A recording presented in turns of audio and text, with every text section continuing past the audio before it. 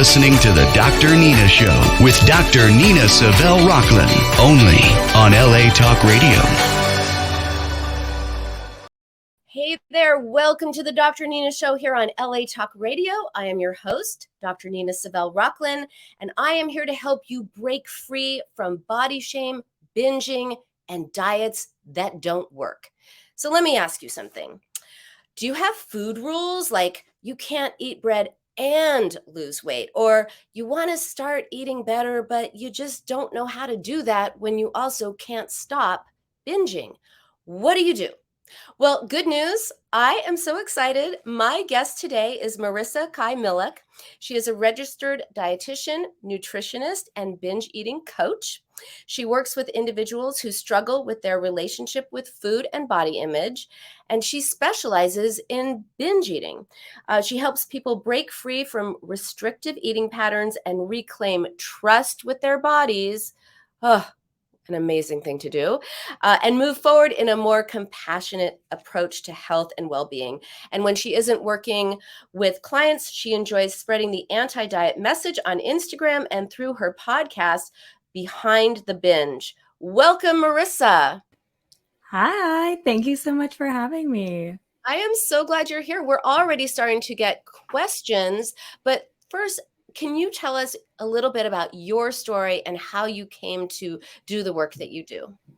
Absolutely. Well, I became a registered dietitian because of my own struggles with my relationship with food and my body for many years, starting in early high school up and through my early 20s. I was in this familiar diet war that many people get swept into, where it was either being all quote unquote good dieting, following strict rules, or on the other side of the pendulum, absolutely losing control, binge eating, and feeling like there was something wrong with me and my appetite. And so being stuck in that cycle for so long, first of all, is exhausting. But second of all, over time, it becomes fewer and farther between that you actually have quote unquote good spurts. And next thing I knew, it was like binging every day, and unfortunately like developing more into an eating disorder of bulimia. And I hit a moment where I knew that I didn't want to live this way. I felt like my passions that I had in those early life stages were completely taken over by my obsessions with food. And it was all I thought about. And it wasn't the life that was filled with my true purpose and values that I wanted. And so I started to look for help. I struggled to find that help because of a lot of the stigmas out there about eating disorders. But through online resources, even through knowing you and knowing about your old, I don't think it's still going on, but your free eating disorder support group you used to have when I was living in LA, I was able to build up that motivation to change and really go full-fledged into a self-recovery journey.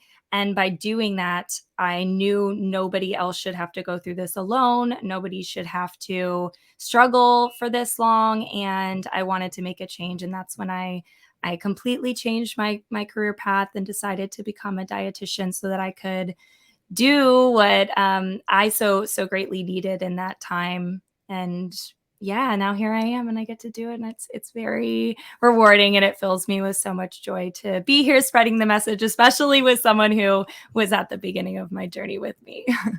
A lot of people came through my doors when I had that group, and I actually remember you. I remember because you used to walk to my office. I remember you telling me that what you wanted to do, and it is such a joy for me to see how you have turned your struggle into helping so many other people. And I'm so proud of you and so happy for you. Thank And you. it's just wonderful to see.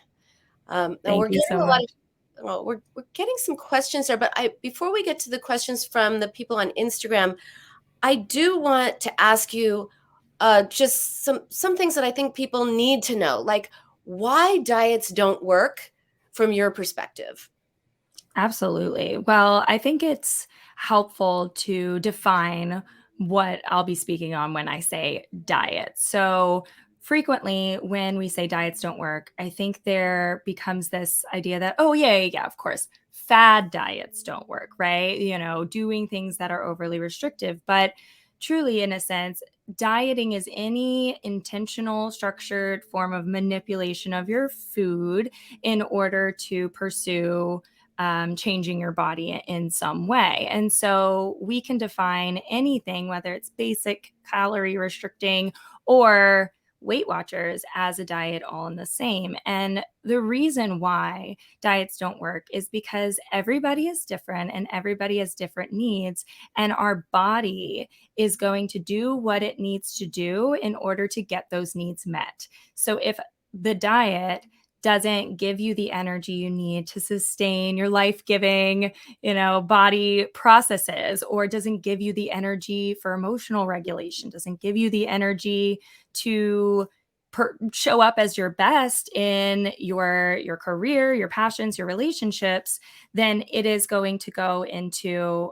overdrive to find that energy and reserve that energy for the most important things. So when that happens is when we get that ravenous, insatiable hunger for food, and it can backfire with the binge eating. And so food and eating to give us what we need isn't just about fuel alone. It also meets a need in so many other ways. And so even if we think we are quote unquote eating enough or getting the right amount of the certain macros, it doesn't always align with what internally our body is truly desiring. And so to kind of put that in really simple terms, diets don't work because it's about relying on external rules that were created for one size fits all approach to health versus what your body is actually telling you with the amazing innate cues you have to give your body what it needs already. And then dieting, to your point, separates you from your inner cues, which is where intuitive eating comes in. You said a couple of things. One, that I want to address. One, it's not about fuel. One of the things that I hear the most is, oh, I should just be fueling my body. And actually, food is one of the pleasures of life, right? We're supposed to enjoy it. And if we're just eating rabbit food, eventually we're going to binge on something yummy. That's why my one food rule is it has to be yummy. Yes. And fueling, just to go off of your point there, is a really vague word. What does that mean? And we often forget that food does give us nutritional fuel. We don't have to ignore that, but it also is social. It also is tradition, culture, based on it, relationships, environment, so many different things that have effects on our health, right? We've noticed this even just with the quarantine period, how many people had a decline in their health because of that isolation. Social relationships impact our health, and food is part of that. And so it may be giving you a health benefit and fueling your body in a different way than just about that nutritional value. And so that's where we can shift this mindset away from health and fueling our body with food being a very black and white, just about the nutritional value, to more of a place of the variety and dynamic ways that food adds benefits to our life and well-being. Absolutely. So intuitive eating, listening to our bodies. A lot of people will be like, okay, I'm listening to my body, but it's either not saying anything or it's telling me to eat cake. What do you do when someone says, well, just listen to your body, and you don't know what that even means? Yeah. I think that it is really common to get this fear of listening to our body when we haven't been listening to our body for so long. If we've been stuck relying on diet rules for years, if not decades, of course, you're not just going to be able to listen to your body tomorrow because you haven't been. So, my first thing that I usually say to people is it's not something that we are able to just tune into right away if we've been disconnected for some time. So always give it the time and the patience and curiosity to learn what it is your body is saying to you. But second, I like to clarify what intuitive eating really means because yes, while it is about listening to our body, we often forget that our mind is part of our body. Our brain is part of our body, and it is a very smart organ that really is working hard to keep us safe. And so intuitive eating, as described by one of the authors of the original book, Elise Reich, she puts it as intuitive eating is the dynamic interplay of instinct, emotion, and thought. And so instinctually, yes, you're going to be listening to more of those hunger cues, maybe fullness cues, satisfaction cues, even taste preference. But our emotions and thoughts have a role here, and we may make decisions on how to respond to those instincts using our thought, more of that logic to pair with that instinct. So when you are learning to become an intuitive eater, we want to build that inner attunement first before we then have the trust and ability to use our logic to make a decision so we're not falling into the slippery slopes of dieting again. So that is why you may see such a big emphasis out there in social media or even in the first few chapters of intuitive eating on our hunger, fullness signals and listening to our body, because that's more of a foundation and the mindset work in order to reject the diet rules, get connected back to your body, regulate those body signals again, and then be able to use that to make more of a decision. So there's a lot of ways it could be interpreted, but at the core, it is acknowledging the fact that we are all very dynamic human beings, and there is no one right or wrong way to honor your body and your body's needs. And so intuitive eating really is handing over the trust back to the individual to be the expert of their own body. So that's kind of an overview, but of course it's a little more complicated than that if you're coming from maybe a history of dieting or disordered eating. Absolutely. And I also want to invite anyone who would like to join us today. The number is 323-203-0815. Again, the call-in number 323-203-0815. Please feel free to join the conversation. We would love to hear from you. So how does one go about starting to trust what your body is telling you when you're simultaneously in a toxic relationship with food? Yeah, I think the most important thing is understanding why we're in a toxic relationship with food in the first place. Because honestly, if our body is responding with a binge, that's telling us something. That is our body speaking to us in a way. But frequently, the shame, the guilt, the judgment gets in the way of our own curiosity and deepening our understanding of why is this happening. And then we might be trying to fight it with just quote unquote motivation and willpower, as if that is what it takes to stop binge eating. When really, if we turn in and we think, where did this come from? Why did this start?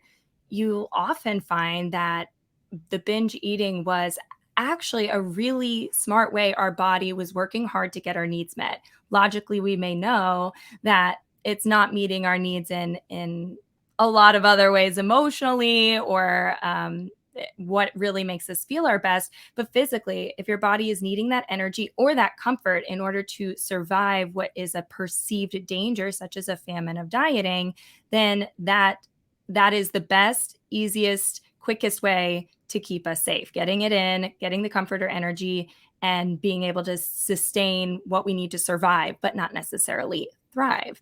And so if that's the case for someone, we want to say, where did this begin? Okay, if it began with dieting, why were we dieting? What is it that is feeling really off limits? What is what are the patterns I already noticed with these binges? Why is it every time I go for donuts, I eat a whole box? Well, do I allow myself to have a donut at any time? Does it feel that way with foods I do allow myself to have at any time? And then we may notice, oh, there's a pattern here. The more I'm restricting something, the more I'm desiring it and binging on it.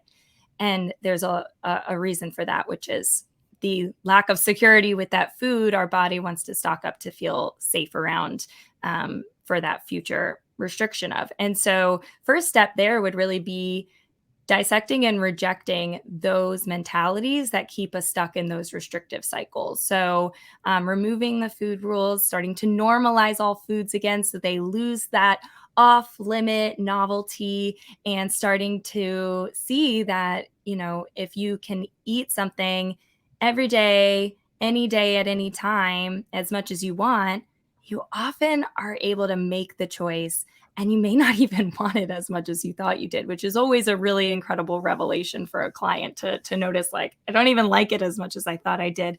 It was just that it felt off limits that made it more desirable. So it's really kind of that first step is we got to remove the barrier of what's fueling the disordered cycles. And that's usually why I say, let's see what's behind the binge to understand why, and then work from the ground up.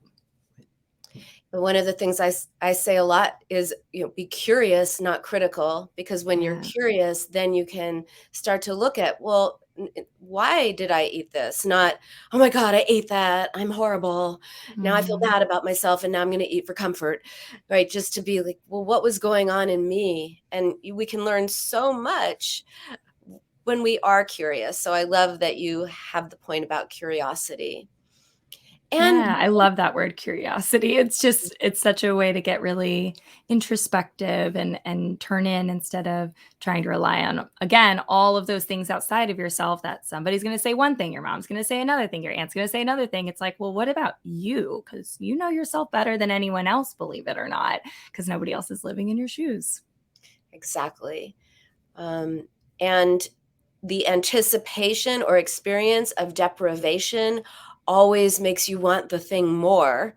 And of course, as you said, it kind of tastes better when you think you can't have it. I'm sure that you've had the experience of many people going, I remembered Snickers as being so much better than they actually are. Or I like that cake that I wouldn't let myself have that I binged on is actually not that good.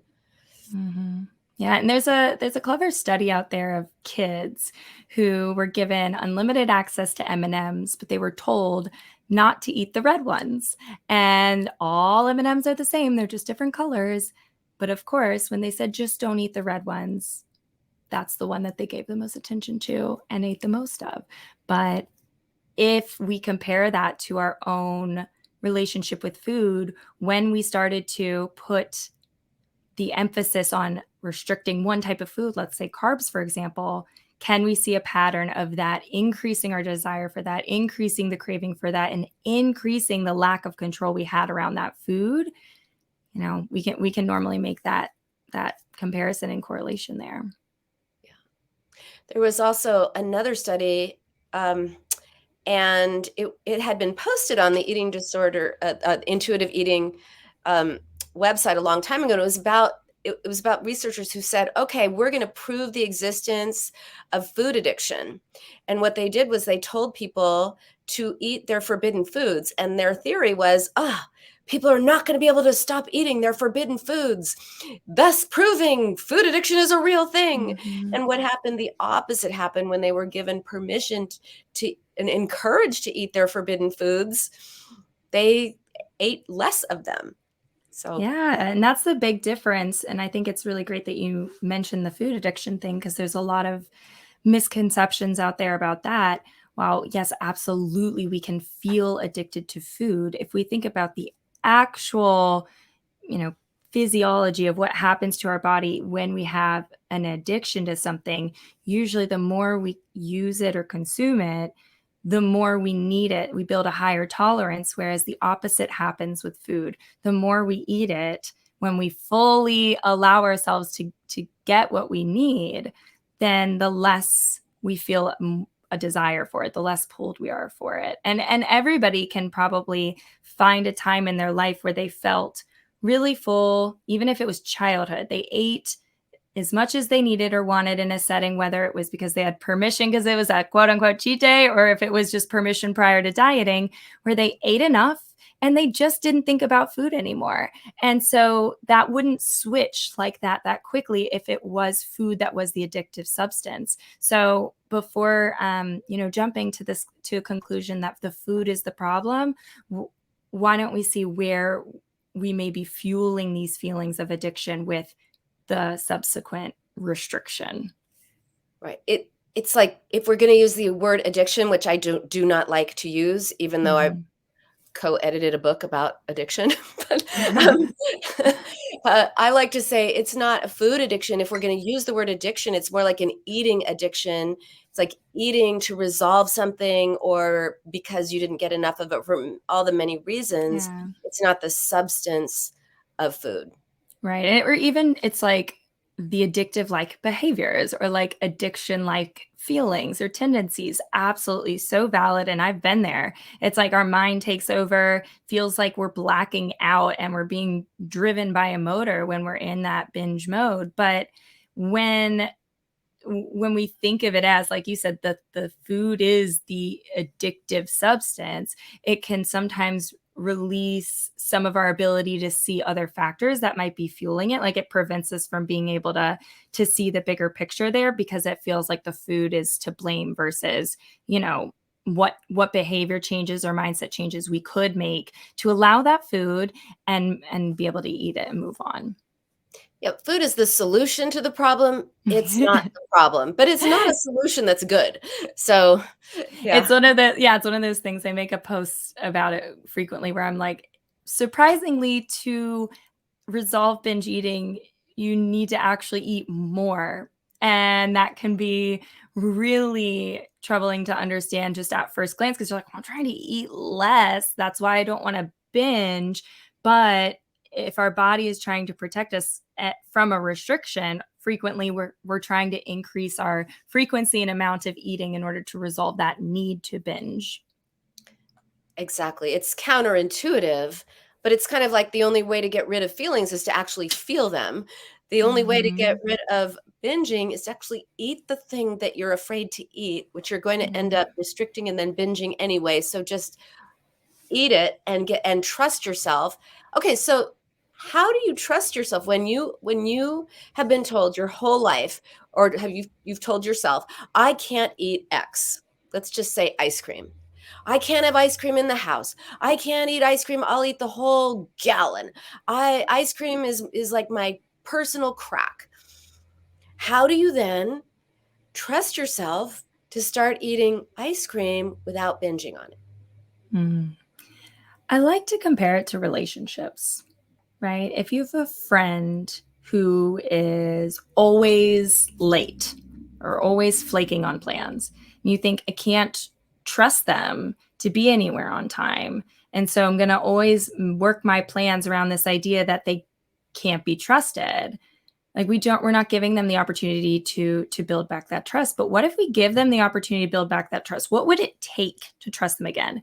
Probably take time, consistency of them showing up on time, reliability, communication, all sorts of different factors. So can we apply that with us building back trust with our relationship with our body and with those signals? Because you don't trust your body. I wouldn't trust my body either if every time I tried to listen to it, I binged. I mean, that's the experience that I did have myself.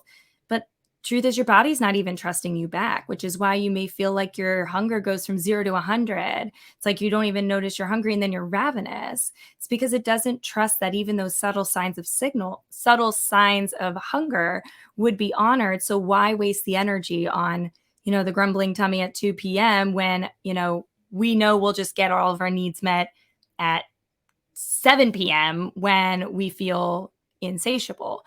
And so that's our body's way of reserving its energy and protecting you. And our actual hunger fullness hormones do change and shift in these periods of restriction to increase our hunger and decrease our fullness so that we don't really feel the fullness. And so in order to build back the trust, to regulate all those processes, to show our body that we will meet its needs, and we have to give it that time, consistency of eating patterns, reliable access to food, communication with that introspection, and nurturing your body back to a place of just care and normalcy instead of the rigidity and the rules. So if you feel like you can't trust yourself, yeah, you probably can't. But you can build back that body trust the same way you could build back trust with a friend. Yeah, that's a great analogy. I love that. Yeah. It's the same factors, right? When we break trust, it's like it doesn't mean it's too far gone. We can build back that trust. We just have to apply it to our own relationship with ourselves. And I love that you say we can build back the trust, because we originally have the trust with our bodies. We're not born with this sense that these are bad foods and these are good foods, and I'm bad if I eat that and I'm good if we eat that. So we just have to eliminate those diet rules or these ideas that so many of us take as reality, and relearn to trust ourselves as we did initially, before we were socialized into mistrusting our bodies and knowing what's right for us. Exactly. We're all born naturally intuitive eaters, right? When you're a baby, you cry when you need food. You turn away from the bottle when you don't anymore. You get fussy when you don't feel so great. All these things, like our body's sending us signals. Then as our brain develops and our ability to just like learn develops, that part of our brain of more of the logic can come into play there, and we can pair that instinctual instinctual body cues with more of our understanding and logic to make decisions. But all of that is naturally developed, and then we get pulled out of that when we start thinking that somehow it has betrayed us, it's wrong in some way, or that there's a better way to honor our body than what we've just are always known. And so, yeah, getting pulled out of trust with ourselves is really the starting point, but we can come back to it because it's always been part of us. Yeah. And as you were talking about earlier, it's something external that's telling us what we should eat, instead of us trusting what we know our bodies need or want sometimes, because it's not just about need. That's one of the food rules I think that is important to challenge, is if you should only eat things that your body needs, and you should only eat clean protein and vegetables. I'm mocking it even as I'm saying it, as opposed to just a wide variety of different kinds of foods. And then there's no deprivation. And then if you know you're going to have it, right, you can have it anytime. Yeah, exactly. And that's a big key point of the idea of unconditional permission to eat. It's one of the big parts of intuitive eating that really can get wrapped up in fear, because we think when we have permission, I'll just eat what I want, when I want, whenever I want, which is kind of true, but also kind of not, because at the end of the day, do you want to eat the foods that make you not feel so great all the time? No. And so if that's not what you want, permission just allows you to choose not to have it. So you can have the desire, the taste for the ice cream. But if you know, hey, when I had that ice cream last night, I ended up getting a really bad stomach ache, or I ended up feeling really bloated, or I woke up this morning with a headache, and I think it could be related. So I'm going to, even though the taste sounds good, I'm going to choose not to eat it to honor my body. But I have permission to have it. If we're like, it's off limits, or I could only have it on the weekend, or blah, blah, blah, that's restriction. But choosing with permission not to have something is a totally different mindset. And our mind is very powerful. And so that's really the difference there, is eating what you want. If you want to honor your health values, if you want to prioritize your nutritional intake, that's totally fine. But permission is the tone there that we have to be able to set first and foremost. Otherwise, it just becomes rules, and we are human and we are very nuanced, and things change. So being able to be flexible within that is really important to listening to our body. Yes, I love that. And I love that the intimation, which is that you can have it without binging. Like if you can have it or not have it, but if you have it, that doesn't mean you're going to binge on it. And you let yourself have some ice cream for dessert, and you give yourself permission, it's a lot easier to just have the ice cream, enjoy the ice cream, and save Yeah. some for, some other time, when, as opposed to, I can't have it, so I'm going to have all of it. Exactly. That all or nothing mindset. And when we start to break free from diet mentality and begin opening ourselves up to permission, we will go through a honeymoon phase. It is very, very common to go through a honeymoon phase where you are eating the ice cream all the time, every day, maybe multiple times a day, or maybe the whole carton all at once. But the key is continuing to nurture your body back to trust by saying, it's okay. I'm still going to allow myself to have it tomorrow. I can still have it the next day, even if I binged on it, and showing your body it's not going anywhere so that it doesn't feel now or never. And so I can frequently give this comparison to clients, and they can see how it's really possible when I say, imagine if your binge food is ice cream, imagine you eat it for breakfast, lunch, and dinner every day, right? I'm telling you that's your task to do this week. That's your homework as my client. I don't actually tell them to do this, but say, imagine how long until you want something else, until you're sick of the ice cream, until you realize it is not making you feel good and it's not allowing you to show up in your life as you want to feel like your best. And they may think, oh, I could never stop. I'm like, no, be realistic. Really think about it. And they see that, yeah, I mean, maybe after a day or two or three, I'm like, all right, I'm done with this ice cream. When we fully give ourselves permission to eat it, we see that actually eating it all the time isn't what we want to do. And so that honeymoon phase we may go through of eating a lot of it is really just a crucial part of showing ourselves that it's not this exciting novel thing that like needs to be put up on this pedestal. It's really not that great.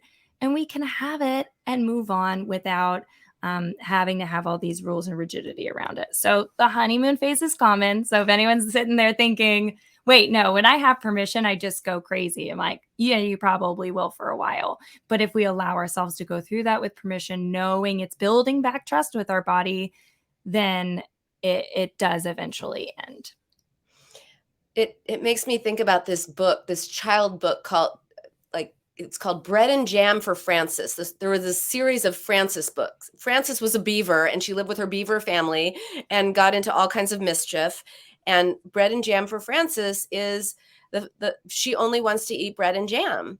And she's just like, whatever her mom serves, she's like, I want to eat bread and jam. So finally one day she gets bread and jam for breakfast, bread and jam for lunch, bread and jam for dinner. And she's like, score, I'm eating bread and jam. It's awesome. And by 2 days later, she gets bread and jam. Everyone else is eating, brisket. And she gets bread and jam. And she's like, oh, can I have a bite? And bread and jam loses its allure. It's exactly your point, that at first it's like, yes. And then it's, oh, I'm sick of bread and jam. I need to get that book. I've never heard of that before. That's awesome. Yeah, it's from like the 30s or the 50s, or like it's some old children's series of books. The Frances books. The Frances books. The Frances books. Bread and Jam for Frances is the one you need to look at. Yeah. Again, I want to invite anyone to call in 323-203-0815 if you have any questions for Marissa, or if you are just enjoying our conversation, which it looks like people are, judging from what I'm seeing on Instagram. So, okay, let's switch a little bit to body image. Sure. How do you feel good about your body when you hate your body? I think that is a very loaded question, but a question I get asked a lot.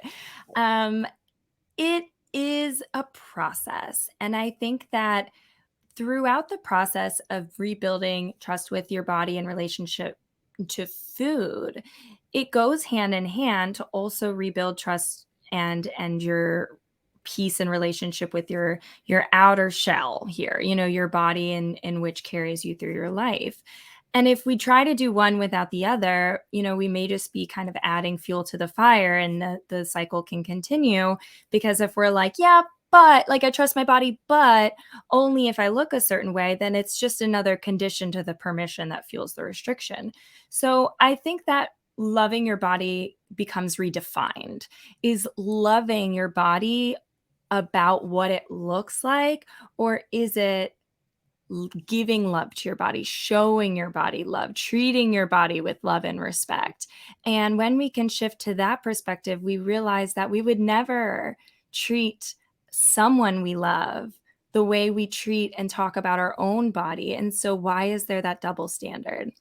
If we don't eventually love what we look like, can we be okay with that? That's not the shiny, happy ending that a lot of people are looking for, but it's also realistic of, is that the most important thing within your values? Is that what you want people to read? This is a little morbid, but read at your funeral. Was that what you wanted to say in your obituary? No, you probably wanted to highlight the value you showed up within this world. And maybe that's kindness, and you were an amazing friend, family, you had this charisma or passion or humor that just lit up the room around you. Or maybe it's about your knowledge, and you were so smart, and your ability to give back, etc. Like, nobody's going to be like, and she was thin. Like, that's the least interesting thing about your life story. And that's one of the key things that shifted my momentum in recovery, was just like, this is not what my life is about. And so as we can start to pull our focus from what our body looks like in this life to how we're showing up in this world aligned with our values, it just doesn't matter as much. It doesn't have as much importance. So it's a big mindset shift. It's also a grief, right? Of grieving the life we envisioned and those expectations we had for ourselves if we showed up in the world in a different body that we thought looked better, especially when the world around us is full of weight stigma and is incredibly hard on diverse body sizes. But it's really you choosing you over top of those norms. And then that is truly love. And then showing your body that love means so much more than a fleeting beauty standard ever would. Yes, we wouldn't love our friends better if they lost weight. We wouldn't think they were somehow better people if they lost weight. Exactly. Yeah. Yeah. And why make our lives harder than it needs to be by holding double standards? We should show our body the same love we show our friends and our family. And truthfully, this is something that likely was rooted in something in childhood. So I even sometimes do a little bit of tapping into that inner child of, would you say this to that inner child who first heard it? And if we can really connect to that, maybe even look at a picture and say, do we feel this way about that child who heard it or internalized it from the world around them? It can be incredibly moving to give our inner child the reparenting that we deserved back then, to feel safe and secure as you are in your own authenticity, to just be okay in the here and now with yourself. Yeah. Healing our relationship to ourself is everything. And just one more thing I wanted to add to your point, which is people have to grieve the hope that if they get to they won't get to a certain weight and therefore won't have a certain life. But don't you find that even when people get to that weight, they still have to grieve the life that they thought that reaching the scale would give them, as if the scale is this superpower, and that if you just get to this number, then everything in your life changes. You change, people around you change the way they think about you, and that's the diet culture selling us the notion that if we change our weight, we change our lives. Yeah, exactly. And I've talked to hundreds of people, if not thousands, who have told me it still never felt good enough once they got to their goal weight. And so what if instead of focusing on a number, we focus on behaviors that fill us up, that make us feel good, that align with our values? And behaviors are really all that's within our control. And that can be a lot less fleeting than a number. And also there's no promise in a number. Like you said, you get there and it didn't do anything magic, but we look at it with these rose-colored glasses on and have these fantasies that were being sold. And it can be quite disappointing and be a grief to get to that point and realize it's maybe even worse than it thought it could ever be. Yeah, it's really insidious, the diet culture that says, that gives us that message, because so many people have said, oh, you know what, when I'm this weight, I'm going to be this confident, outgoing person. No, you're an introspective, shy person. You're not going to become a different person at a different weight. You're going to be an introspective, shy person at that weight. And so part of it is, of course, giving up the hope that you could be different if you change your weight. But yeah. And even if we've gone through that cycle and gained weight on the other side, which is very, very common, the weight loss studies out there, there's very limited data on anyone maintaining a weight loss of more than 5% for longer than 2, 3, 4 years. There's barely any studies longer than 5. So long term, it's very common to gain that weight back. But even if we can look back on our smaller body image days and think it was so different. Oh, well, I was so confident. Everything was perfect. I did have my love life and my happiness and blah, blah, blah. And it is hard for us to look back without those rose-colored glasses and be like, really?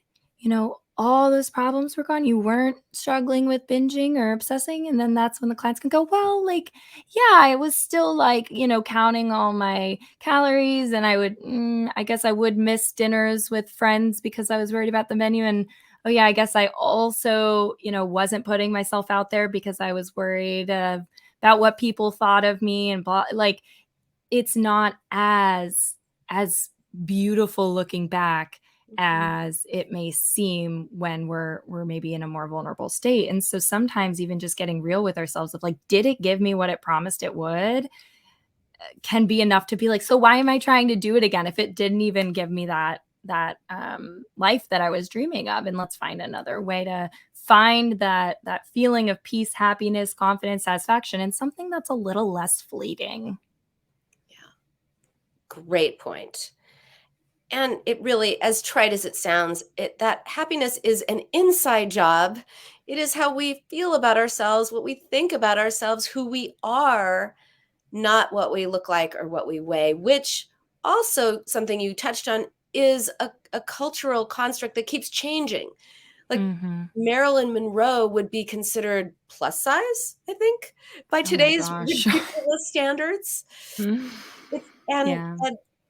Right, there was a time when having like a little tiny tush was the way to go, and now people are getting Brazilian butt implants. So it's all just, it's so sad.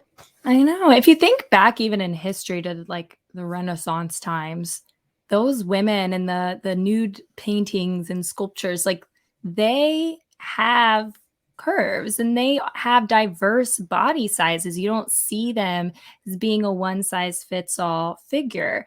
And why do we forget when we look back on that body diversity is real and it is normal to not look like some, unrealistic thin ideal. And even in that time and in other cultures today, having a curvier or more like less straight sized body is seen as wealth or seen as being like royal because you have the ability to eat enough food, etc. And so that's even in the here and now, just a shift in the area that you're living in can shift the way people see your body. So that's where it's like, why continue to rely on those external validators that can change from one region to the next, from one time frame to the next, and instead start to learn how to be okay with you from inside, because that's all you have at the end of the day. There's like a quote that's like, wherever you go, there you are.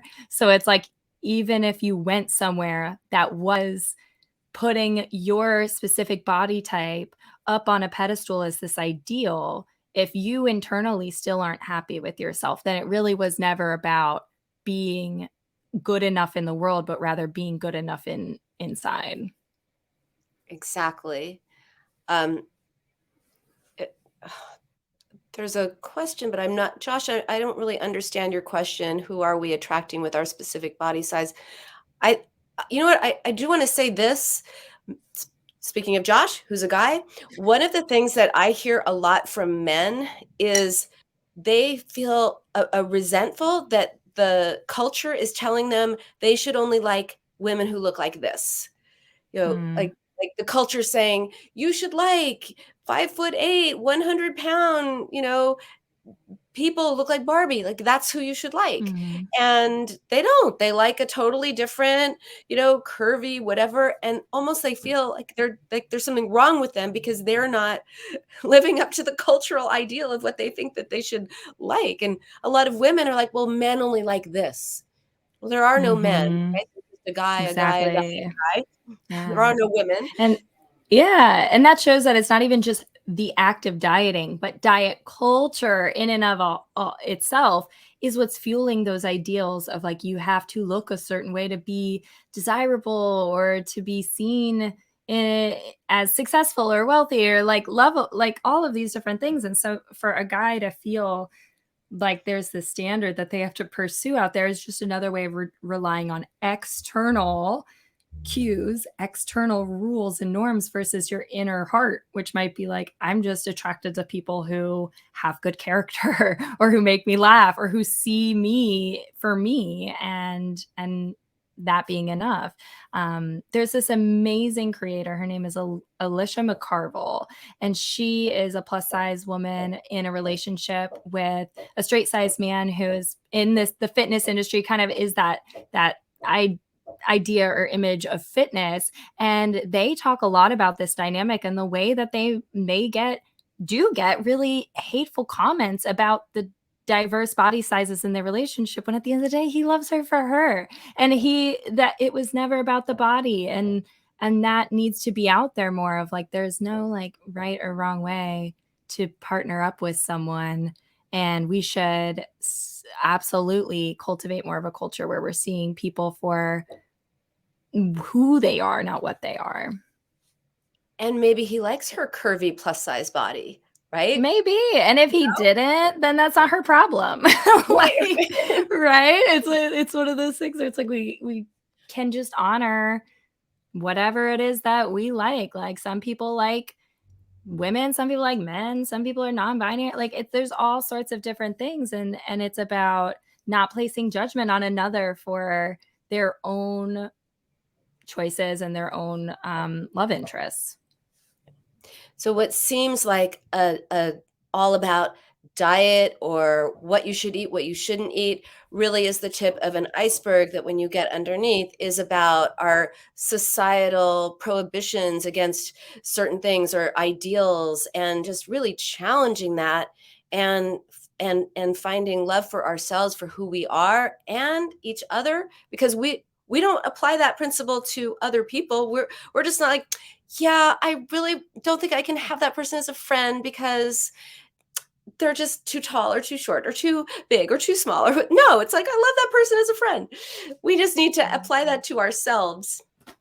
Yeah. Exactly, exactly. And if a friend came to you and had concerns about their body or their relationship or their health or their binge eating, whatever it was, would we approach that with judgment or shame, or would we approach that with empathy and compassion and curiosity, and then maybe even advice once we understood the whole story there. And so we can do that with ourselves.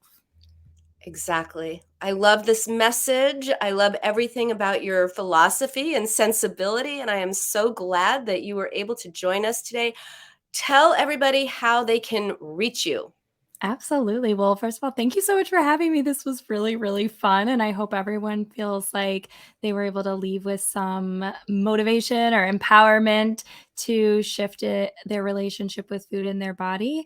I am binge.nutritionist on Instagram. You can also find me on a lot of other social media platforms like TikTok. I'm Binge Nutritionist. For the most part, that's where I'm most engaged is Instagram. But I also have a website, which is makainutrition.com, which is MAKAI nutrition.com. And that's where you can find a lot more about my services. Oh, and I have a podcast, Behind the Binge. I was going to say, and yes, yeah. Well, yes. Well, we'll have to do this in reverse on my podcast, so that way we can hear more about this psychology side. Even though so much of even what I do coasts on that line of like counseling and our psychology, because food is not just nutrition principles; it is very complex, and so totally we should do that sometime. Absolutely. I accept. Yay! That would be wonderful. Well, again, thank you so much for being here. It was delightful. And you guys go look up Marissa. She is all over social media, but she's got so much great content on Instagram. And I know you didn't say it, but I know you have something that you're going to offer very soon, right? You have, you want to say anything? Yes, I do. I muted myself for a second because they're hammering next door in the construction.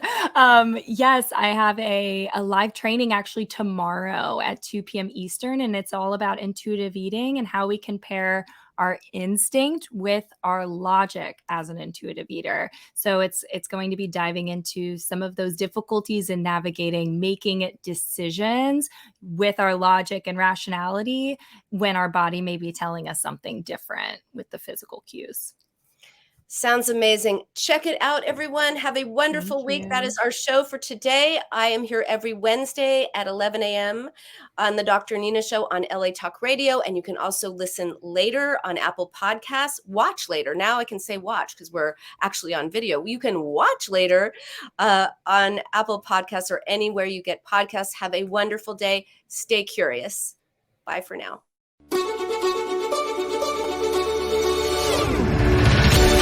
You're listening to the Dr. Nina Show with Dr. Nina Savelle Rocklin, only on LA Talk Radio.